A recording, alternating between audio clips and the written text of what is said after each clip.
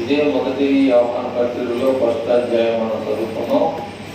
అప్పుడు రెండో అధ్యాయంలో కొన్ని విషయాల్ని మనం ఎంచుకొని మన సమయానికి మనం అది ముగించుకోవడానికి కూడా మనం సిద్ధపడదాం. ఇక్కడ మరి యోహాను భక్తుడు రాస్తున్నటువంటి విషయాల్ని ఒకసారి మనం ధ్యానం చేద్దాం. రెండవ అధ్యాయము మొదటి నుంచి 11 వచనాల్ని మనం చదివాం. వాటిలో ఉన్నటువంటి విషయాల్ని మనము నేర్చుకోవడానికి సిద్ధపడదాం. చూద్దామా? మీరు పాపము చేయకుండాటకై ఈ సంగతులను మీకు రాయిచున్నాను. ఎవడైనను పాపం చేసిన యెడల నీతిమంతుడైన యేసుక్రీస్తు అను ఉత్తరవాది తండ్రి యొద్ద మనకున్నాడు. ఆయనే మన పాపములకు శాంతికరమై ఉన్నాడు. ఇక్కడ ఒక విషయాన్ని మనం జ్ఞాపకం చేసుకోవాలి. కాబట్టి రెండవ వచనంలో మొదటి పాయింట్ లో ఏమందంటే ఉత్తరవాది.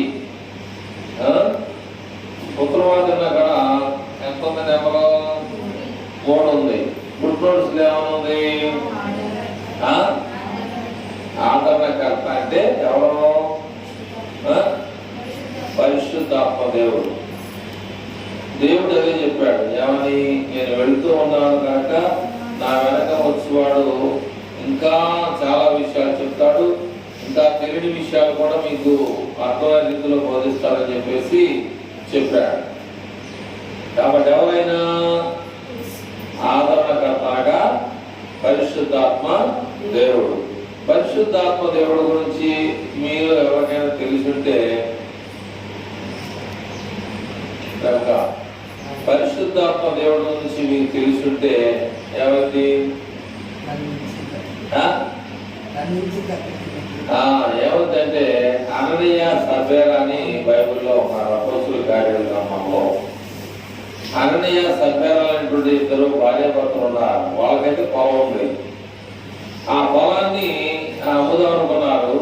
అమ్మ ముందు ఒక ఆలోచన వచ్చింది, అమ్మినాక ఒక ఆలోచన వచ్చింది. అమ్మ ముందు ఏమనుకున్నారు? కొంత దేవునికి ఇద్దాం అనుకున్నారు. అమ్మినాక ఏం చేశారు? కొంత దాచుకున్నారు. అందుకని ఇక్కడ ఏమన్నాయంటే 2వ అధ్యాయం నా చిన్న పిల్లలారా మీరు పాపము చేయకుండాటకై ఈ సంగతులను మీకు రాయించున్నాను. ఎవడైనను పాపము చేసిన యెడల నీతిమంతుడైన యేసుక్రీస్తు అను ఉత్తరవాది ఎక్కడున్నాడు? తండ్రి దగ్గర ఉన్నాడు. ఆదాము మొదలుకొని యేసుక్రీస్తు వరకు, యేసుక్రీస్తు మొదలుకొని ప్రకటన గ్రంథం రాసినటువంటి యోహాను వరకు ఎవ్వరు కూడా పరలోకానికి వెళ్ళింది ఎవరైతే యేసు ప్రభు తప్ప ఇంకా ఏ ప్రవక్త కూడా పరలోకానికి వెళ్ళలేక. పరలోకానికి వెళ్ళాలంటే ఏం జరగాలి? తీర్పు ఖచ్చితంగా చెప్పాలన్నమాట. జడ్జిమెంట్ అనేది జరిగితే అప్పుడు ఏం చేస్తారంటే జైలు వేయాలా లేదా విడుదల చేయాలా అనేటువంటి విషయాల్ని మనం తెలుసుకుంటా ఉంటాం. కనుక ఇక్కడ మనము దేవుని పిల్లలు అనబడేటువంటి మనకి ఏం చేయాలనేటువంటి విషయానికి వస్తే పాప అనేది మనకి ఎలాంటిదంటే పాపం అనేది ఎలాంటిది? పాము లాంటిది అన్నమాట. అదైతే ఒకళ్ళు పాము పూజిస్తూ ఉంటున్నారు. బైబిల్లో మాట ఉంది. మార్క్స్ వార్త 16వ అధ్యాయము 16 వచ్చిన మార్క్స్ వార్త 16 అధ్యాయం 17 నమ్మి బాప్తిస్మం పొందినవాడు రక్షింపబడును. 16 వచ్చిన 17 నమ్మిన వారి వలన ఈ సూచన.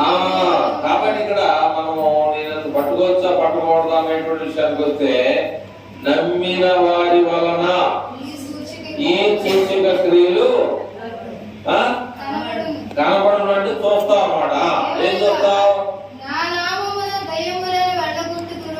నామములో దయ్యాలను వెళ్ళగొడతావు. కొత్త భాషలు మాట్లాడతారు. ఏం చేస్తారట?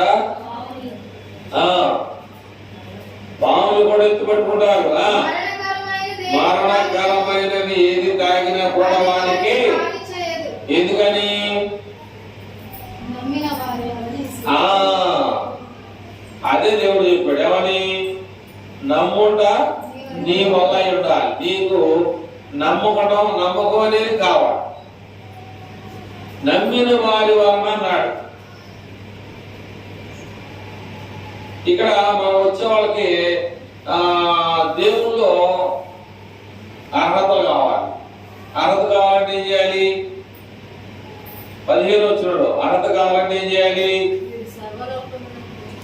16-15 ఉంది. నా చదివింది ఈ అమ్మాయి. మరియు మీరు సర్వలోకములకు వెళ్ళి సర్వ సృష్టికి సువార్తను ప్రకటించుడి. నమ్మి బాప్తిస్మము అది పొందినవాడు రక్షింపబడును. నమ్మి బాప్తిసం పొందిన వాడికి దేవుని దగ్గర ఏమంటే చూడకూడదు అన్నమాట. నువ్వు నమ్మేవా నమ్మలేదనడానికి ఎవరు దానికి రుజువు? ఎవరు రుజువు? దేవుడు.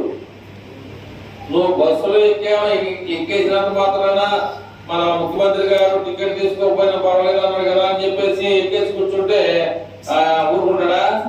ఏం కావాలి? నువ్వు వెళ్ళి కూర్చున్న సీట్లో దర్జా కూర్చున్నంత మాత్రం ఊరుకోడైనా. నీ అర్హత ఏంటి? నువ్వు ఏ స్థితిలో ఉండవు? నువ్వు ప్రయాణం చేయడానికి ఒక నియమాన్ని చెప్పాడు.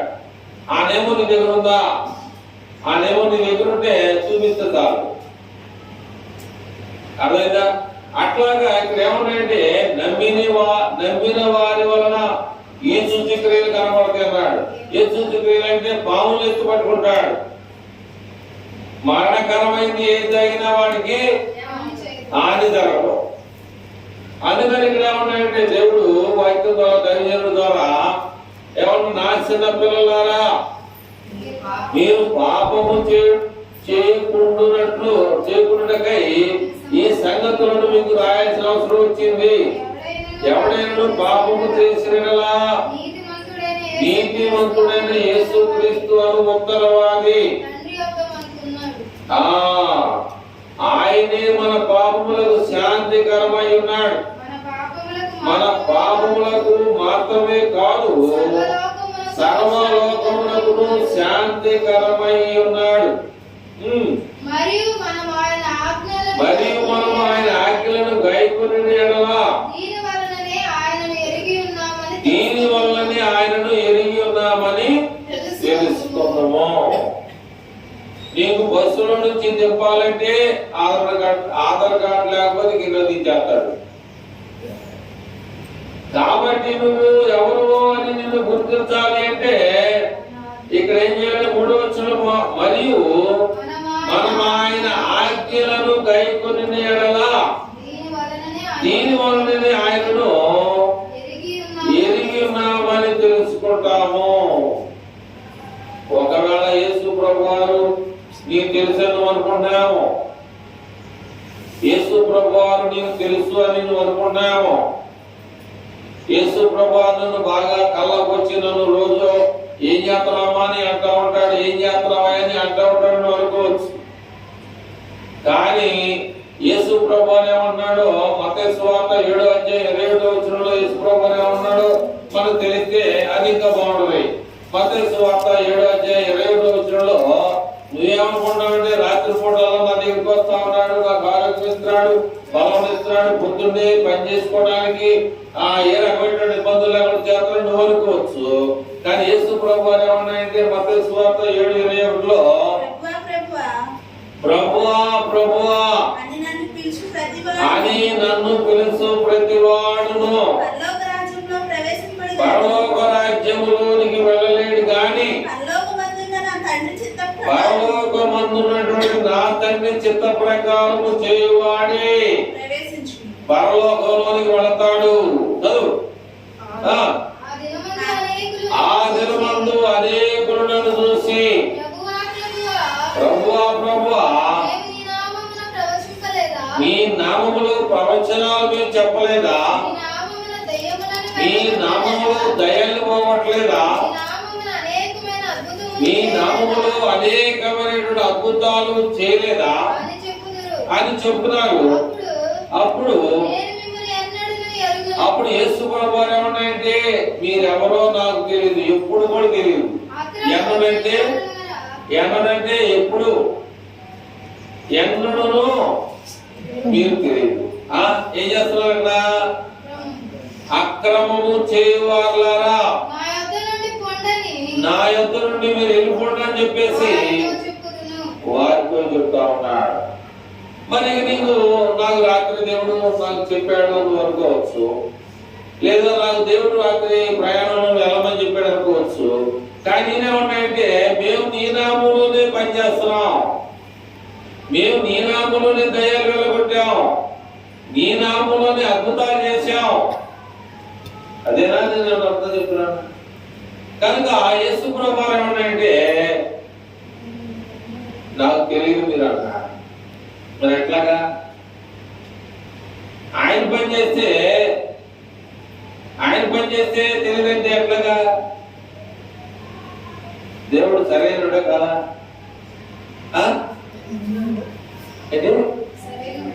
అర్థం ఏంటంటే కలిపి చేపడం అన్నమాట. క్రమము. ఒక బడి పిల్లవాడు బడికి వెళ్ళాడంటే వాడు భాష బట్టలు వేసుకొని కూర్చోవాలి. ఆ మాస్టర్ దగ్గర ఒక నేమ్ ఉంటుంది దానికి. ప్యాస్ బిల్లు మోత వచ్చినప్పుడు బిల్లు కొట్టినప్పుడు ప్యాస్కి వెళ్ళాలి కానీ మధ్యలో వెళ్ళకూడదు. దాన్ని ఏమంటాడు? అక్రమం మధ్యలో ఎత్తే. ఒకవేళ ఆయనకి ఏమన్నా తొందర వచ్చిందనుకో ఇచ్చేసేయాలి, పర్మిషన్ ఇచ్చేయాలి. ఇకపోతే ఏమవుతుంది? అక్కడే పోసేస్తారు. అంటే అది లోక సంబంధమైన ఆలోచన. ఇదేంటంటే దేవుడు చెప్పింది మనం ఏం చేయాలి? ఖచ్చితంగా చేయాలి. ఆ దేవుడు ఏమైతే చెప్పాడో దేవుడి మించి మనం చేయకూడదు. అధికారం అనేది రావచ్చు, అధికారం రాకపోతేమో ఒక మాట, పొలం అమ్మకంతో పాటు పొలం అమ్మినాక ఒక మాట, అట్లా అధికారం వచ్చినాక ఒక మాట, అధికారం రాకముందు ఒక మాట. అట్లా ఇక్కడ దేవుని యొక్క వాక్యం కూడా చెప్పేది ఏంటంటే మనకు తెలియదేం కాదు. ఆ కారణం ఏంటంటే క్రమము లేక, దేవుని యొక్క నియమాన్ని క్రమము తప్పడం ద్వారా మనం ఏం చేస్తామంటే దేవుని యొక్క కోపానికి ఏమవుతున్నాం? గురవుతున్నాం. మన పిల్లల్ని మనం ఎందుకు కొడతామంటే వాళ్ళు చెప్పింది చేయలేదు కాబట్టి వాడిని మనం ఏం చేయాలంటే అదుపులోకి తీసుకురావాలి.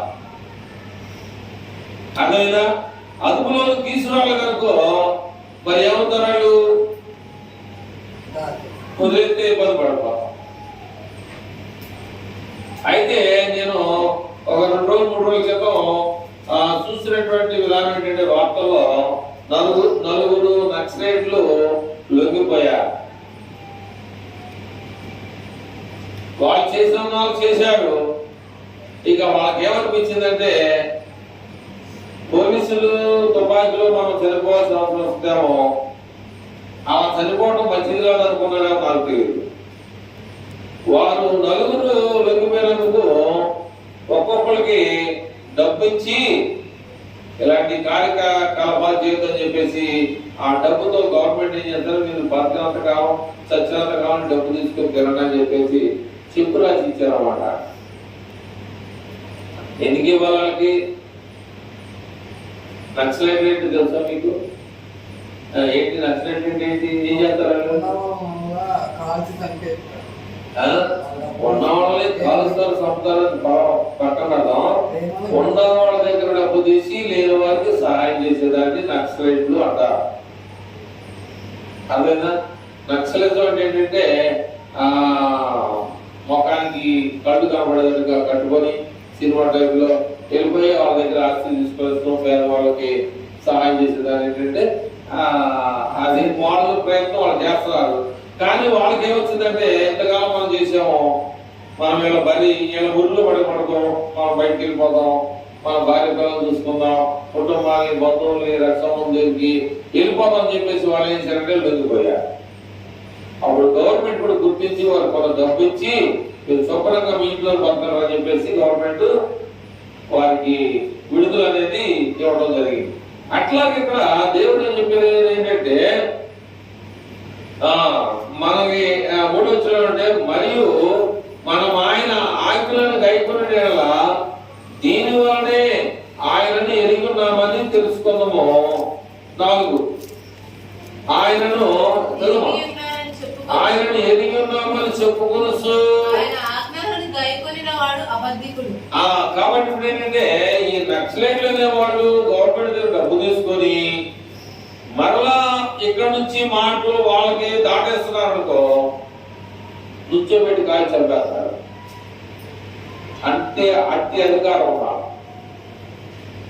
కొన్ని శాతం వాళ్ళని లెటర్ లిఖిత పూర్వక లెటర్ తీసుకొని వాళ్ళ చేత సంతకం పెట్టించుకొని వాళ్ళకి డబ్బు కొంత సహాయం చేస్తారు. అలాగే వాళ్ళ కుటుంబంలో వాళ్ళ భార్య పిల్లలతో ఇక వాళ్ళతో సంబంధం లేకుండా వారి కుటుంబం తీరితే 6 సంవత్సరం చచ్చిపోయింది కాకపోవాలి.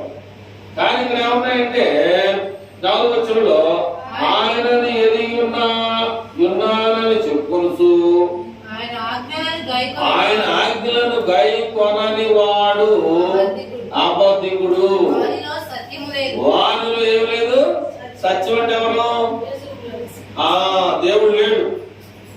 నువ్వు ఎంత ప్రార్థన చేసినా కూడా అబద్ధానికి జనకుడు ఎవరంటే సాతానుడు. అట్లాగే కొన్ని వేల రూపాయలు, లక్షల రూపాయలు డబ్బు తీసుకుని నక్సలైట్లు మరలా ఇక్కడ నుంచి సమాచారం పలానా మిమ్మల్ని పట్టుకుంటా వస్తున్నారని చెప్పేసి సమాచారం అందిస్తే ఆటోమేటిక్ తెలిసిపోతే ఎప్పుడు ఏ టైంలో దాన్ని ఏమంటారంటే ఒక అతను జైలు నుంచి పారిపోయాడు.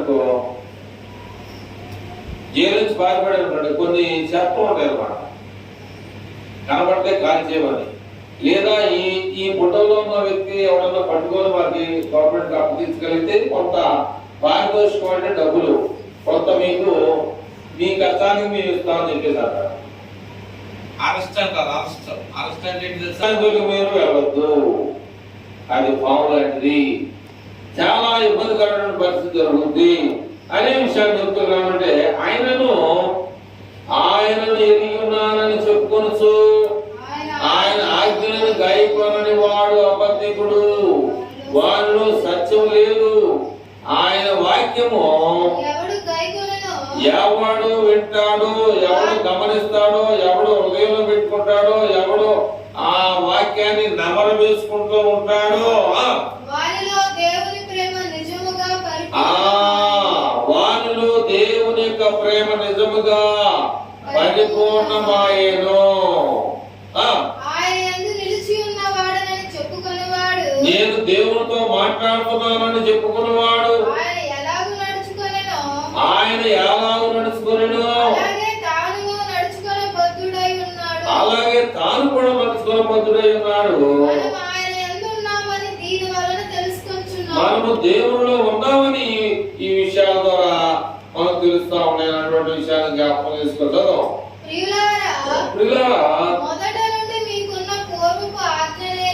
నేను ఇందాక చెప్తా ఉన్నాను, ఫస్ట్ మీరు కష్టమైనటువంటి దానికి కాదు, ఫస్ట్ మీకు కొత్తది కానీ మీకేం చెప్తా. పూర్వకాలం నుంచి మన దేవుడు ఏవైతే చెప్పాడో ఆ విషయాలే గాని ఇంకా మీకు వేరుగా కఠినమైనటువంటి విషయాలు మీకేమో నేను చెప్పట్లేదు, రాయట్లేనటువంటి విషయాలు చెప్తా ఉన్నాడు. కానీ ఎందుకని రాస్తా ఉన్నాడు అంటే మనుషుల్లో సమాజంలో ఏం లేదు, మార్పు లేదు, సమాధానం లేదు, ప్రేమ లేదు, యూనిటీ లేదు, ఐక్యత, దేవుడు అంటే భయం లేదు, భక్తి లేదు. కాకపోతే ఏంటంటే మీరు ఏమన్నా ఉదయకాల సమయంలో ఆదివారం నాడు విజయవాడ కానీ ఏదన్నా వెళ్తా ఉంటే చాలా మంది దగ్గర ఏమంటాయి బైబిల్ చూస్తా ఉంటాం. కానీ దీన్ని పట్టుకోవడం మంచిదే కానీ జాగ్రత్త ఉండడం తెచ్చుకోవాలి. బైబిల్ పట్టుకోవడం చాలా మంచిదే కానీ ఎలా ఉండాలి అంటే జాగ్రత్తగా ఉండాలి. అందుకని దేవుడు ఏం చేయండి, పాత నిబంధనలో 10 ఆజ్ఞలు పెట్టాడు. 10 ఆజ్ఞలు రాశాడు, 40 రాత్రులు 40 పగళ్ళు. 10 ఆజ్ఞలు రాసి ఏం చేశాడు, కాలం పెట్టాడు. దేవుడికి ఏమైనా మోసి అంటే దూరం అయిపోయాడు. 7 ఏళ్ళకు వచ్చినటువంటి కాలేబు యెహోషువలు మాత్రమే ఆ యొక్క పాలు తేనెలు ప్రవహించేటువంటి దేశానికి వెళ్ళారు. 7 14 ఏళ్ళు వెనకొచ్చినటువంటి ఏలియా ఆనోకు మాత్రం మరణం చూడకోకుండా, అది చెప్పేది ఏంటంటే మనకి నేను ఈ బైబిల్ పట్టుకుని 30 ఏళ్ళు దాటిపోయింది, నాకు అనుకోవచ్చు. కానీ దేవుడు నేను ఎదుగుతున్నానా లేదనేటువంటి విషయం తెలుసుకోవాలి. అంటే అసలు 30 ఏళ్ళు నా సర్వీస్ బైబిల్ పట్టుకున్న తర్వాత మా ఇంట్లో బైబిల్ లేదు, బైబిల్ అనేది లేదు, నాకు తెలియదు. మా చెల్లికి చిన్న చెల్లికి అనేటువంటి ఆమెకే ఉంది బైబిల్, ఆమె ఒక్కటే పాత్రకి వెళ్తా ఉండేది. నేను డైరెక్ట్ గా బైబిల్ నాకు లేదు, నా బైబిల్ ఏంటంటే కూడా తెలియదు. బైబిల్ ఎక్కడ తెలుసు అంటే బైబిల్ కాలేజీలో కాడికి వెళ్ళిన తర్వాత ఈ లీడర్ బాబు ఏదో దాంతో విజయవాడలో ఎక్కడో మాగిపోయినోడు వచ్చాడు, నువ్వు ఎలా టైం అయిపోయింది వెళ్ళిపోరంటనే ఉన్నది. మీరు విజయవాడలో లాక్డౌన్ సెంటర్ ఉంది, లాక్డౌన్ సెంటర్ దగ్గర అక్కడ పెద్ద 5 పైప్ ఉంది. ఆ పైప్ మీద పని పాటలేరు 3 మంది కూర్చుంటారు. ఎందుకు కూర్చుంటారంటే పని కోసం కూర్చుంటారు. క్యాటరింగ్ కి మాకు ఎంతమంది మనుషులు కావాలని అక్కడ కొడతారు. నీ వాటర్లో వంట వచ్చి రాకపోతే ఆడ తీసుకెళ్తారు. లేకపోతే సరవరం వాటర్లో ఇడ్లీలు అందిస్తాం, ఏదైతే ఉందో టిఫిన్ బజ్జీలు కావాలి అట్లాగే అక్కడ కూర్చుంటారు అన్నమాట. 100-200 మంది కూర్చుంటారు. రోజు 100-200 మంది కూర్చుంటే పొద్దునే ఉదయం వచ్చేసి వాటర్ వాళ్ళు క్యాటరింగ్ చేసిన వాళ్ళు వీళ్ళందరూ కూడా ఆడికి ఎంతమంది కావాలో పని తీసుకెళ్తారు. అక్కడ అన్నం తింటారు, తర్వాత కూలింత తీసుకొని ఆ రోజు అట్లాగా ప్రతిరోజు ఏలూరు లాగు దగ్గర 200 మంది దాకా కూర్చొని ఉంటారు అన్నమాట. కనుక మీకు ఎలా తెలుసంటే నేను విజయవాడలో పనిచేసాను అనమాట, అక్కడ మనం తెలుస్తా ఉంటాం అన్నమాట. అట్లాగా దేవుని యొక్క వాక్యంలో ఉన్నటువంటి సారాంశాన్ని కూడా మనం వాళ్ళ ఊరికే కూర్చోవడం కాదు, డబ్బులు కాదు. ప్లాట్ఫామ్ మీద ఉన్నవాళ్ళు ఉంటారు, బాటిల్ వేసుకుని ఉంటారు, కాగితాలు వేసుకుని ఉంటారు, అనేక రకాలైనటువంటి వారు మన పట్టణంలో విజయవాడ పట్టణంలో 300 మంది ఉన్నారు. కనుక దేవుడు మనల్ని ఆ స్థితిలో ఉంచాడా, ఏ స్థితిలో ఉంచాడో అనేది కూడా మనం ఏం చేయాలంటే గుర్తుపెట్టుకొని మనం ఏం చేయాలి, దేవుడు విడిచిపెట్టుకోవాలి. దేవుడు విడిచిపెట్టడానికి దేవుడు ఒకళ్ళు మనల్ని విడిచిపెడితే దేవుడు మనల్ని విడిచిపెట్టేసాడనుకో మనం ఎందుకు పనికిరాం. దేవుడు గొప్పవాడు. ఎందుకంటే మనం కొన్ని సందర్భాల్లో మనకి మేలు జరగకపోతే దేవుడిని తేడాగా చూస్తాం, తప్పుగా మాట్లాడుతూ ఉంటాం. అంటే మానవతత్వం అది. ఎందుకంటే మనిషిలో ఏముండదు, శాంతి సమాధానం ఉండవు. ఏదైనా మనం అనాలంటే కప్పుని పని అవ్వలేదు కప్పు దూరపడిపోతాం. ఓర్పు అనేది చాలా తక్కువ. మరి ఊర్లో నుంచి ఊరు బయట ఉన్నటువంటి గొలుపులతో పడినటువంటి కొండ వరకు కొట్టుకుని తీసుకెళ్లారు. అంటే ఆయనకే శాంతి సమాధానం ఉండాలి, కానీ మిగతా మనకు శాంతి సమాధానం ఉండలేదా? ఆ యేసు ప్రభువాన్ని పురవేదుల నుంచి ఊరు బయట ఉన్నటువంటి గొలుపులతో పడినటువంటి కొండ వరకి మరి మామూలు కొట్టుకుంటున్నారంటే చెరువు పోయిట్టు పట్టడం, చెరువు పోయిపోతే పడేయటం, మళ్ళీ పట్టడం. మనకి ఏదన్నా చిన్న మాట ఇబ్బంది అయితే కట్టుకోలేము. ఎవరన్నా మాట్లాడాలనుకో తిరిగి నేస్తాం. అనొచ్చాను కూడా అనేది మనం ఆలోచించేము. కానీ నిన్న దేవుడు అయితే తట్టుకోవాలి, మనమైతే తట్టుకోం. ఎందుకని? అందుకని ఆయన పరలోకంలో ఉన్నాడు, అందుకని ధనవంతుడు పరలోకంలో ఉన్నాడు. అందుకని తట్టుకున్నటువంటి లాజరు అబ్రహాము డబ్బున హాయిగా ఉన్నాడు. ఇట్లా ఈ బాటిల్ ఇటు ముంచితే నీకు దాహం తగ్గిపోద్దా అంటే అంత వ్యాపకరమైనటువంటి స్థితిలో ఉన్నాడు. ఒకవేళ నేను ఆ నీళ్లు ముంచి వేయాలంటే అనుకుంటున్నా, కానీ ఏముంది మధ్యలో? మరి అగాధం నుంచి ఎట్లా వస్తాడు ఆయన? ఎట్లా వస్తాడు? రాలేదు కదా. కాబట్టి ఇవన్నీ కూడా మనకు తెలుసు. మరి మన యొక్క నడవడిక విధానం ఎలా ఉంది అనేది కూడా మనం తెలుసుకోవాలి. 7వ వచనం చదివా? మరియు క్రొత్త ఆజ్ఞలు మీకు రాయిచున్నాను, చీకటి గతించుచున్నది, చీకటి అనేది తరిగిపోతా ఉంది, సత్యమైన వెలుగు ఇప్పుడు ప్రకాశించుచున్నది గనుక, సత్యమైనటువంటి వెలుగు ఇప్పుడు ఏమవుతుంది? ప్రకాశించుతున్నది కనుక అది ఆయన యందు మీ యందును సత్యమే. అది అంటే దేవుని యందును మనలో కూడా ఏముండాలి? అది ఏముండాలి? చీకటిని దూరం చేసుకోవాలి. చీకటిని దూరం చేసుకుంటే నిద్రపోతాం అనే కాదు. చీకటి అనగా అటువంటి సాతాన్ని మన దగ్గరికి ఉండటం అనేది అక్కడ చెప్పిన విషయం అన్నమాట. అర్థమైందా? సాతానికి మనం ఇవ్వకూడదు, అవకాశాన్ని ఇవ్వకూడదు. కాబట్టి నేను ఎంత కదమ్మా, అందరూ బైబిల్ తీసుకొని బయలుదేరుతా ఉన్నారు, మంచిదే కాదట్లా. కానీ నిజాన్ని తెలుసుకోవాలి, సత్యాన్ని తెలుసుకోవాలి. సత్యమైనటువంటి మార్గాన్ని మనం ఏం చేయాలంటే ఎన్నుకోవాలి.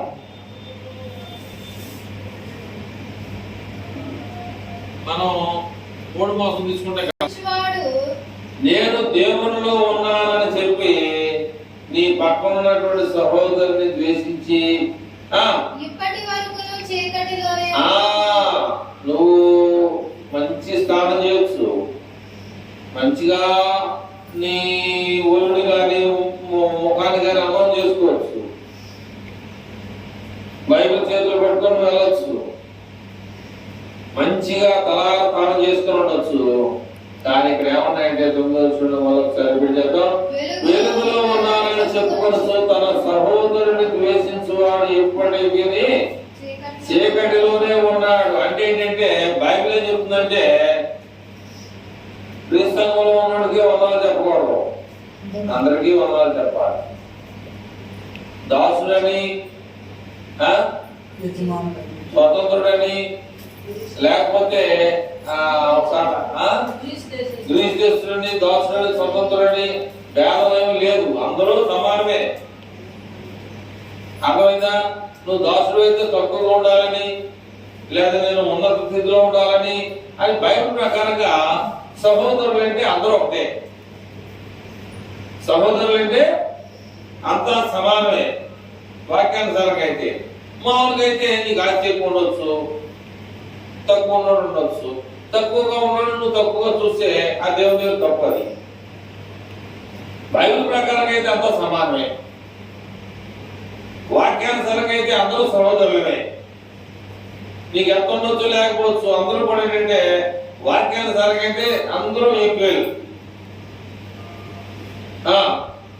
9వ వచనం చదివాం కదా, తన సహోదరుని ప్రేమించువాడు తన సహోదరుని ప్రేమించువాడు వెలుగులో ఉన్నవాడు అతని యందు అభ్యంతర కారణం అనేది ఏమీ లేదు. తన సహోదరుని ద్వేషించువాడు చీకటిలో నుండి చీకటిలో నడుచుచున్నాడు. చీకటిలో ఉండి కూడా చీకటిలో నడుస్తున్నాడు. చీకటి అతని కన్నులకు గ్రుడ్డుతనము కలుగజేయును. చీకటిలో ఉన్నారని ఆయన కనపడతలా, తాను ఎక్కడికి పోవచ్చున్నాడో అతనికి కాబట్టి నేను వెలుగులోనే ఉన్నానని అనుకున్నాడు ఆయన. కానీ ఎక్కడికి వెళ్తాడో కూడా తెలియట్లా. కాబట్టి ఒక విషయాన్ని మీకు చెప్పాలి, నిజమైనటువంటి సత్యం ఏమిటి. ఆ సత్యం అంటే అది ఎప్పుడు చెప్పాలి, నేను మర్చిపోయా. తిరుపతిలో ఎందుకు ఈ విషయాలు చెప్తామంటే మనము చీకటిలో ఉండేవారం కాదు, వెలుగు సంబంధులుగా దేవుడు మనను కోరుకుంటున్నాడు. మన వెలుగులో నడవాలి, చీకటిని దూరం చేసుకోవాలి. ఆ వెలుగు అనేది నీకు ప్రకాశించాలి. అలాంటి జీవితాన్ని కలిగి ఉండాలనేటువంటి విషయాన్ని మనందరం తెలుసుకోవాలని దేవుడు తన వాక్యం ద్వారా తెలియజేస్తున్నాడు. అయితే ఏంటంటే అది చిత్తం. కాబట్టి మనం ఏం చేయాలంటే దేవుని బిడ్డలుగా పిలువబడేటువంటి మనము ఆయన్ని ఖచ్చితంగా మర్చిపోవాలి. ఆయన ఏం చేస్తాడని తర్వాత సంగతి. మనం ఆయన్ని ఆజ్ఞల్ని ఆయన యొక్క శుభశాపంలో కానీ మనం నడుస్తూ ఉన్నట్లయితే మనకి ఏం కావాలో ఆయనకి తెలుసు. అయితే ఏం చేయాలంటే దేవుడు ఆదాముని అవని మొట్టమొదటిగానే ఆశీర్వదించాడు. దేవుడు ఆదాముని అవని మొట్టమొదటిగా ఆశీర్వదించాడు. కారణం ఏంటంటే దేవుని మాట వారు వెళ్ళ, దేవుని యొక్క మాట వెనక వారు అదుపు తప్పటం ద్వారా ఆ యొక్క పాపం అనేది ఈ లోకంలో ఉన్న ప్రతి మనిషి మీదకి ఏమైందంటే సంక్రమించింది అనమాట. అందరికి మీదకి ఏలుబడి చేస్తాం. కానీ దాన్ని పోగొట్టుకోమని దేవుడు చెప్తున్నాడు. పోగొట్టుకోవడానికి మనం ప్రయత్నం చేద్దాం.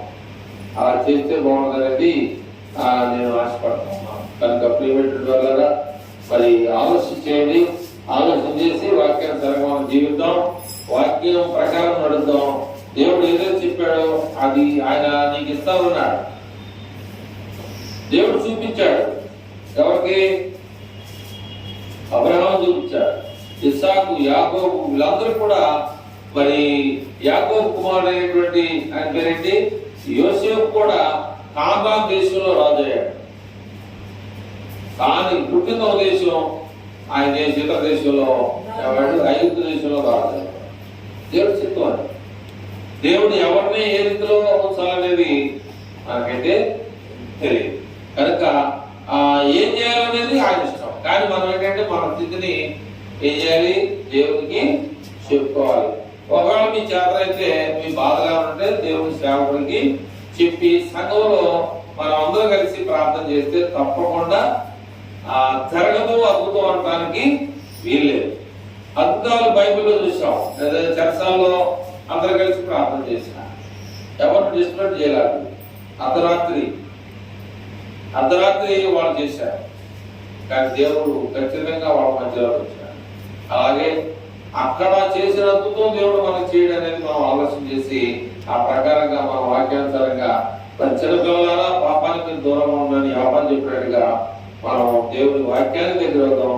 ఈ లోపల చీకటికి ఏమవుతాం? చివరిగా ఒక మాట చదివేసి ముగించాలని కోరుకుంటున్నాను. అదే అధ్యాయంలో 15, 16, 17 వచనాల్లో ఏం చెప్పాడో ముందు చెప్పాం మీకు ఆ విషయాలు. అది చేసేసి చదివేసేసి మనం ముగించేసుకోవడానికి ప్రయత్నం చేద్దాం. ఈ లోకమునైనను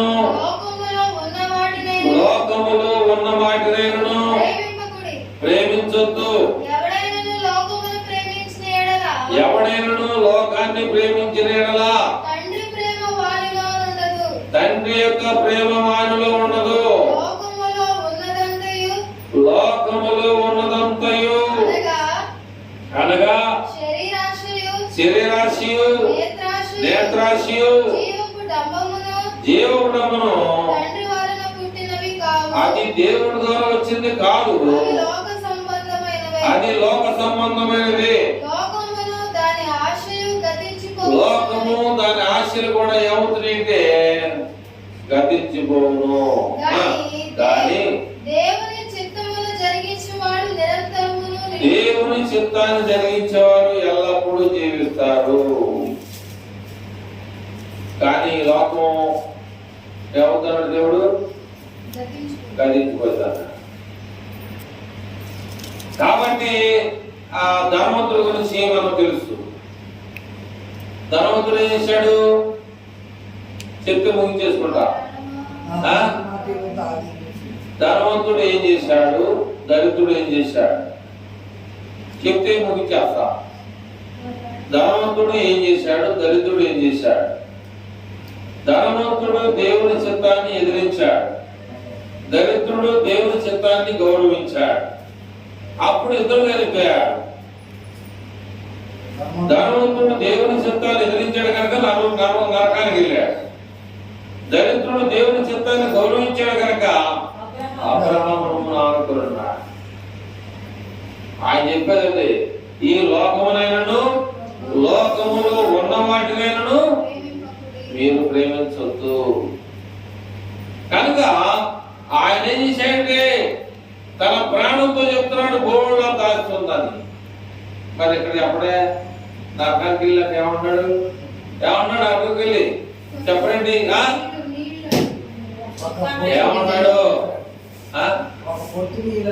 చాలా సమాధానం. భూలోకంలో నాకు ఇంకా 5 మంది సోదరులు ఉన్నారు. ఒకవేళ నువ్వు గాని అవకాశం ఇస్తే నేనున్న స్థితి సరైనది కాదురా బాబు, మారు మనసు పొందరా అని చెప్పొస్తాడు. నీకు లేదు ఛాన్స్. అక్కడ మోసే ఉన్నారు, అపోస్తులు ప్రవక్తలు చాలా మంది ఉన్నారు. వాళ్ళు చెప్పిన విషయాలు కానీ వింటే వాళ్ళు నీ దగ్గర రారు. ఒకవేళ వినలేదనుకో మీ 5 మంది నీ దగ్గర వస్తారు, నా కొలబడి ఉంటారు. కాబట్టి వాక్యం చెప్పేటువంటి దైవజనుల మాట విన్నారా, నీకు దూరమయ్యి దేవుని దగ్గర వస్తారు, లేదా నీతో పాటు నాకులో ఉంటారని దేవుడు చెప్పాడు. కనుక దేవుడు మాట చాలా కరాఖండిగా ఉన్నాం. ఆయన చెప్పాడంటే ఖచ్చితంగా జరుగుతుంది. నువ్వు అది తిను దినమున నిశ్చయముగా చచ్చదు అన్నాడు. ఈ చెట్టు కాయ తిను దినమున తిన్నారిద్దరూ ఏం తెలిసింది? మీ అందరూ తెలుసు. ఏం తెలిసింది? కళ్ళు తెరవబడి నువ్వేంటో నేనేంటో చూసుకునేటువంటి అవకాశం కలిగింది. అందుకనే మీరు నా దగ్గర నుంచి ఏ దేని వరవలో నుంచి బయటకు తోలేశాడు, కెరూబులు శరాబులు పెట్టాడు. ఎందుకని ఒకవేళ మళ్ళీ ఆకలి వస్తారని వీళ్ళు రానియడానికి అంత కఠినమైనటువంటి దేవుడు రావడానికి లేదు. కనుక అభిమతుడు అలాగా మరి దేవుని యొక్క ఆజ్ఞలు సులువుగా ఉంటే కళాఖండిగా కళ్ళు మూసుకొని ప్రార్థన చేసుకున్నాం.